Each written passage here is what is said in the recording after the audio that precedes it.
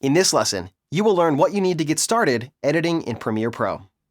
First, you're going to need to get Adobe Premiere Pro CC. Years ago, you could buy Premiere Pro as a standalone product, and it would be yours forever. Now, you have to use the Adobe Creative Cloud subscription-based payment model. Like it or not, it's here to stay. Getting Premiere Pro will run you about $20 USD per month, or if you want more apps, you can get everything Adobe makes for $50 USD per month. The upside of Premiere Pro CC is that it's frequently updated with new features and bug fixes. The next thing you will need is a computer to edit on. All of the new Adobe apps are 64-bit, so you will need a 64-bit operating system to run them. On PC, that means Windows 7 with Service Pack 1 64-bit or Windows 8 64-bit. On Mac, you need OS X 10.8, 10.9, or 10.10. For hardware, you're going to need a little bit of horsepower. You need an Intel Core 2 Duo or AMD Phenom 2 processor with 64-bit support on PC, and a multi-core Intel processor with 64-bit support on the Mac. 4 GB of RAM is the minimum requirement, but 8 GB is recommended. You need at least 4 GB of space on your hard disk for installation, and a 7200 RPM or faster drive is recommended. A 1280 by 800 pixel resolution display is the bare minimum, but you're definitely going to want more space than that. On a Mac, there isn't a sound card requirement, but on a PC, you need a sound card with the ASIO protocol or the Microsoft Windows driver model, but I think you should be fine with just about any sound card on PC.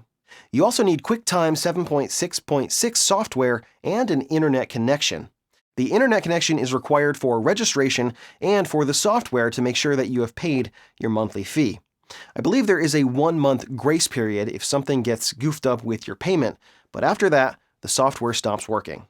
Finally, if you want to use any of the GPU-accelerated features, and you definitely do, you're going to need an Adobe-certified GPU card with at least 1 GB of virtual RAM.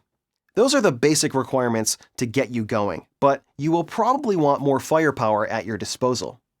CPU speeds will help with the real-time playback of your files and exporting your projects, so more cores and faster speeds will help. For RAM, more is always better. This is especially true if you are using Premiere with After Effects, Encore, Prelude, Media Encoder, or Photoshop simultaneously. All of these apps share the same memory pool, so if you have too little RAM, your performance will be crippled.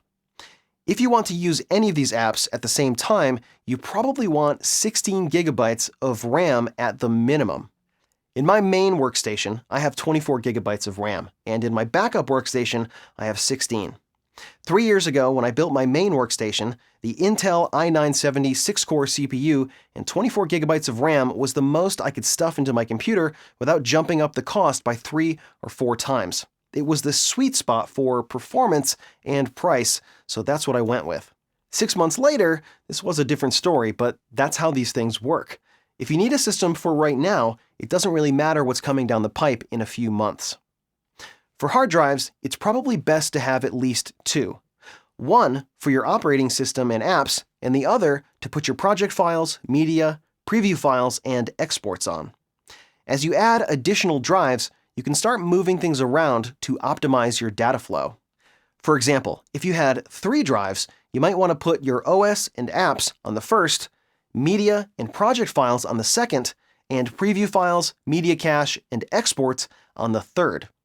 This way, when you go to export your projects, you will be pulling the assets from one drive and writing the rendered video files to another, which will speed things up. SSDs are super fast and great to have, but you might want to reserve those for areas where you need the most speed, like your main OS drive and your media cache drive. If you can put your media assets on an SSD, that would be even faster, but video media is gigantic, and that isn't always an option. Just to give you an example, the media files for this course that you are watching right now are somewhere around 170 gigabytes. Once you get a few projects under your belt, the storage of your media assets starts to become an important thing to manage.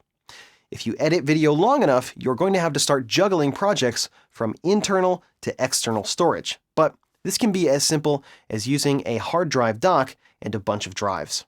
To take advantage of some of the recent speed improvements in Premiere, you should also have a GPU that will work with Premiere's GPU-accelerated features.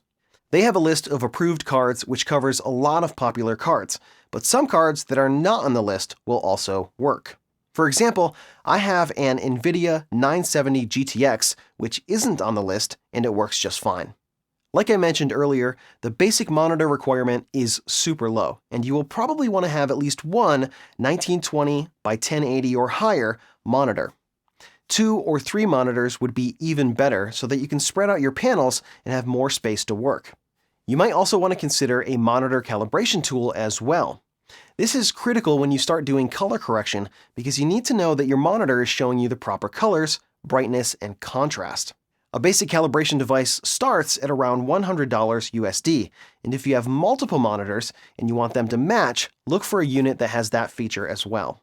Another important aspect of editing is audio. It isn't listed anywhere in the requirements, but you should have a decent pair of audio monitors and headphones to use when you're editing.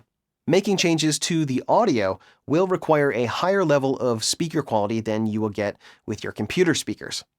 The PreSonus Aris E5 or the Yamaha HS5 is a good place to start with audio monitors.